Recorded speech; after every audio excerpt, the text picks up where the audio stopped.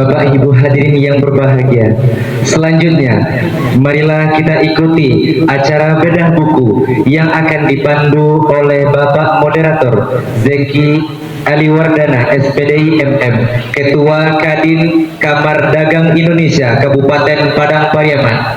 Kasih tepuk tangan dulu untuk Pak Zeki. Kepada Bapak Zeki Aliwardana dipersilahkan mengambil tempat.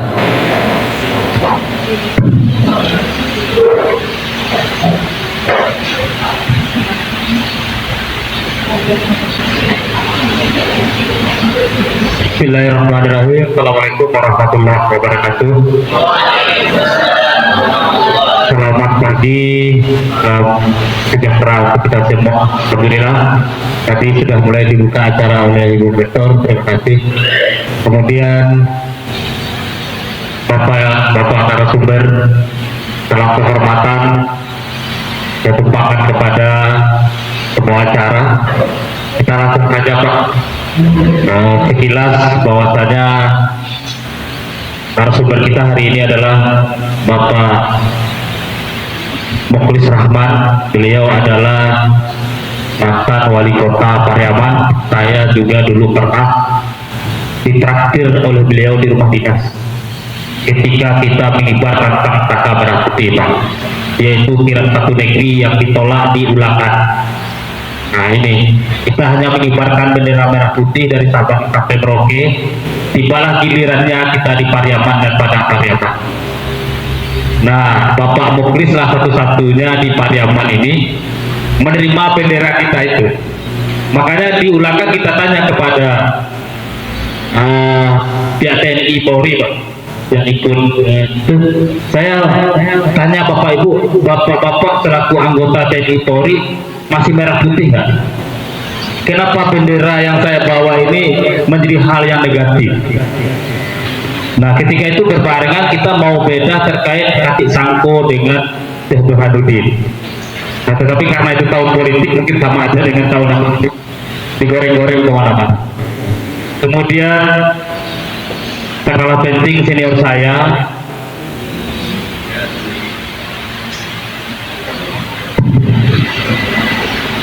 saya narasumber,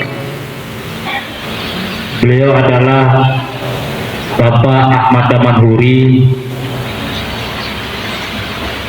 SH Tuanku Bodo, yang juga membawa saya dari kegiatan organisasi. Pertama kali saya diterbangkan ke Surabaya waktu itu Kongres GP Ansor. Nah ini senior karena pasca beliau jadi ketua GP Ansor pada Pariaman, habis itu digantikan oleh saya. Beliau merestui itu, maka perjalanan teguh berliku. Kemudian sangat penting adalah penulis, yaitu Bapak Armedi Tanjung, di mana ini saya sejak masih tamat SMA sudah sama beliau, sudah dibimbing kemana-mana. Tinggalnya untuk masuk ke kantor bupati saya nggak berani karena beliau lah, lu masuk aja, kasih surat ke sana, undang ke sana. Ya namanya kita baru tamat sekolah, masuk ke kantor-kantor publik kayak gitu masih canggung. Nah ini jasa beliau luar biasa buat saya. Kemudian tadi saya sangat terharu dengan bukunya. Tidak banyak orang bisa memberikan hadiah buku kepada anak kandung sendiri, dan itu menggambarkan inilah dulu perjalanan seorang Bapak Lu. Ini yang telah dilakukan, dan Putri akan tahu perjalanan itu dikenal oleh itu nantinya. Ini luar biasa. Aplaus untuk Bapak Armedi Tanjung. Baik, tidak mempanjang mukadimah, langsung saja kita minta kepada narasumber pertama, penulis, kepada Bapak Armedi Tanjung, kita silakan dengan segala. Bismillahirrahmanirrahim. Assalamualaikum warahmatullahi wabarakatuh.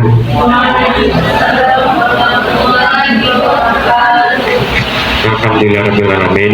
Salatu wassalamu ala alihi wa sahbihi. Begitu kepada Allah, tidak ada kekayaan yang masih kita hadir di aula ini. Kemudian salam kita sampaikan kepada beliau Nabi kita Nabi Sayyidina Muhammad Sallallahu Alaihi Wasallam. Yang pertama dan ucapan terima kasih saya pada Ibu Rektor PAI, Ibu Dr. Novianti SRM yang sudah memfasilitasi dan memberikan ruang untuk kita hadir di sini. Maka kesediaan beliau saya kira ini tidak akan salah. Dan ini memang awalnya sederhana saja, saya ketemu dengan Ibu Rektor di ruang beliau, saya sampaikan beliau clear selesai. Satu, sampaikan terima kasih beliau. Kemudian kepada narasumber kita yang hadir, baik Bapak Dokris maupun Bapak Damaruri, keduanya saya hanya spontan telepon beliau, termasuk juga moderator, terima kasih atas saya. Kemudian para pimpinan akademik IAI yang sudah support kegiatan ini, dan juga kepada ketua panitia yang saya tunjuk hanya ketika saja, dan tentu informasi para peserta adik-adik mahasiswa yang sudah hadir di ruang. Buku ini sebetulnya sebagian bahan sudah lama saya tulis. Pertama, awal proses saya menulis buku ini. Kemudian bagaimana impian saya menulis buku ini. Coba pulang adalah buku. Lalu kemudian pertengahan tahun bulan sekitar bulan Agustus, ada teman saya yang minta bantu juga menulis hari-harinya. Dia menulis buku judulnya cerita Sang Ayah untuk Putri. Itu persis sama hadiah ulang tahun ke anaknya, sayangnya juga. Kemarin waktu di Jakarta di bedah bukunya. Nah dari situ saya terinspirasi, kenapa 3 bulan berikut lagi anak saya juga kata takut. Tapi berbeda, kalau beliau itu hanya kata-kata ringkat ya dia sampaikan itu. Kalau saya tidak.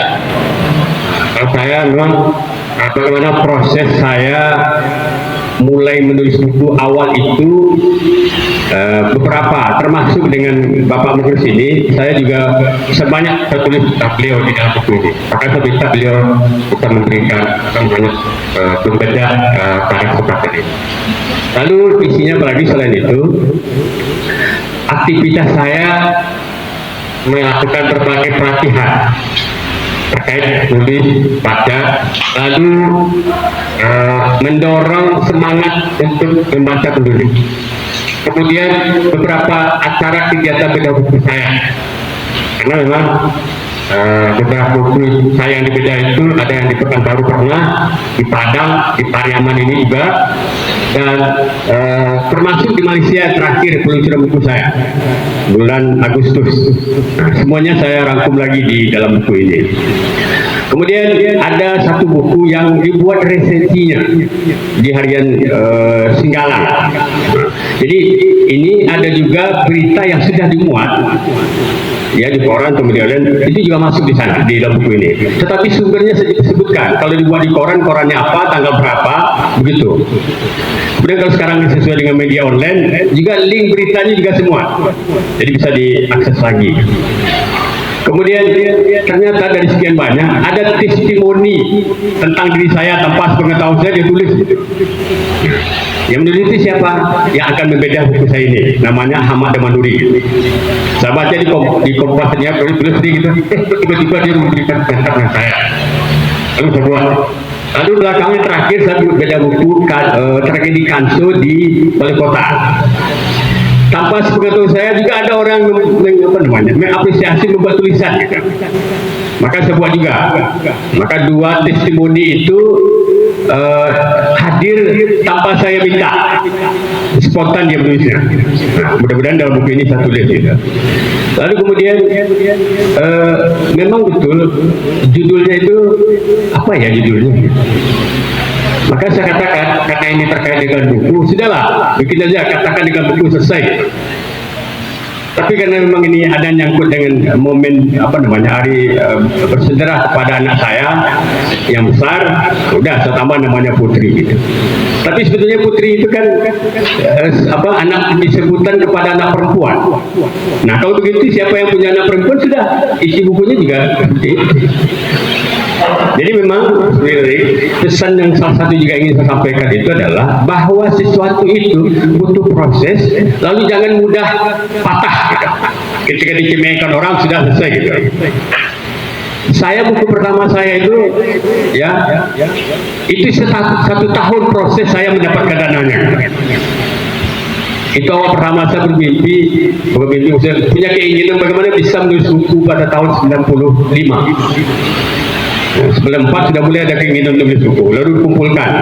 Nah, lalu bagaimana cara menerbitkannya? Saya minta sponsor itu ke direktur utama Perumpos yang ada di Bandung. Saudara bayangkan dulu itu tidak ada ini, tidak ada HP.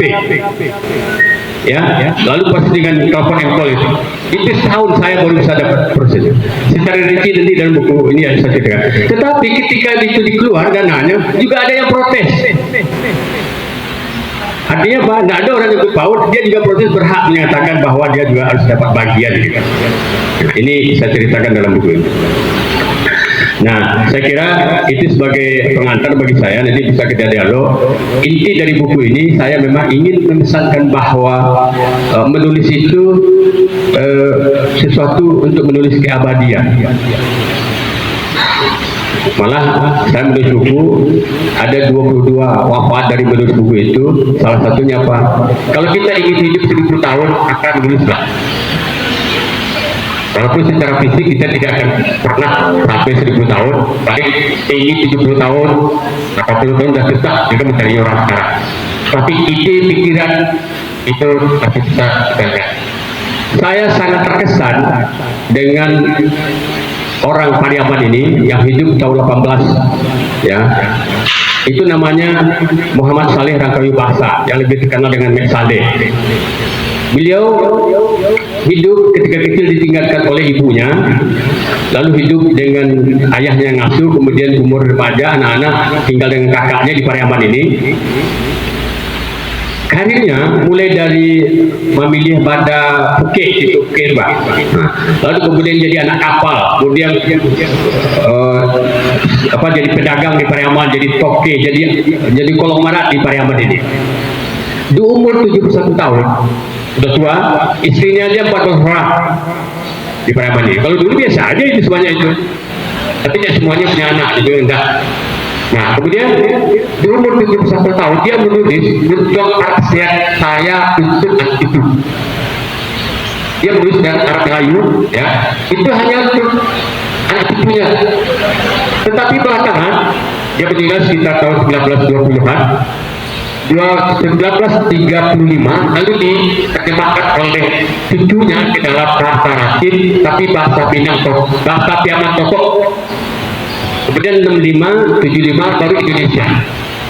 Dari buku yang ditulis itu menjadi catatan sejarah bagi generasi berikutnya, baik pakar Belanda dan pakar Jepang.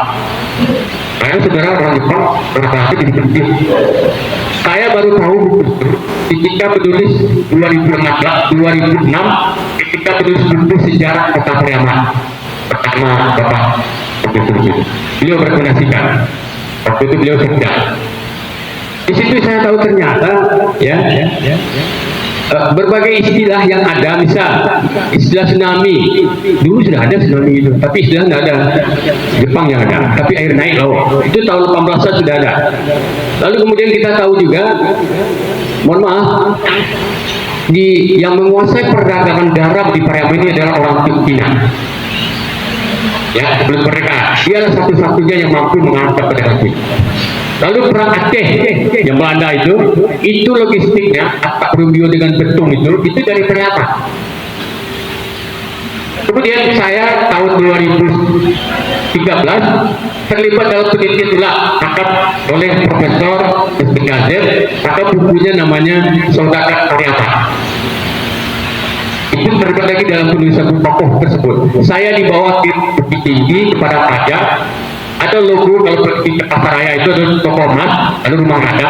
Coba lihat, ada logo Mekade, itu berarti. Dan memang ternyata dia banyak kaya di Kabupaten Padang Pariaman, banyak tanahnya atas itu dulu. Ini kayaknya. Kayaknya di Pariaman itu banyak ya, tanah-tanah yang sebelumnya punya. Artinya apa yang saya lihat itu adalah ketika dia menulis buku itu, zamannya itu tidak ada artinya. Tapi di kemudian hari itu menjadi catatan sejarah dan memberi manfaat yang banyak kita tahu. Nah, saya menulis buku ini begitu juga. Biar orang lain sekarang nggak peduli lah, nggak ada masalah. Mungkin satu saat itu menjadi data penting. Nah, ini juga memotivasi saya untuk saya kira itu karena kalau ada dua perbedaan itu kita tanya kalau kita tahu lebih banyak ya itu banyak baca. Mungkin saya berikan satu buku ini. Nah, tapi terlepas dari kekurangannya, mudah-mudahan buku ini memberi makna dalam menambah literasi yang ada, karena itu bagi saya pribadi. Baik, dan buku ini saya katakan sudah ditunjuk di Jakarta pada tanggal 24 November kemarin. Nah, dalam acara Warawiri di Taman Mini Indonesia Indah bersama 9 buku lainnya. Salah satu ini bukunya, satu-satunya yang orang Priaman, dua ketuanya orang Priaman juga, salah satu lagi yang buku di launching waktu itu. Nah, jadi sudah ya kalau dibuka di Mbah Gogel nanti ketemu bukunya gitu. Dan alhamdulillah ya ini buku ke sekian kalinya, tapi pertama yang dipejat di Jakarta. Taman Mini lagi dan 9 karya orang lain. Oke, demikian terima kasih. Saya silakan kembali ke moderator.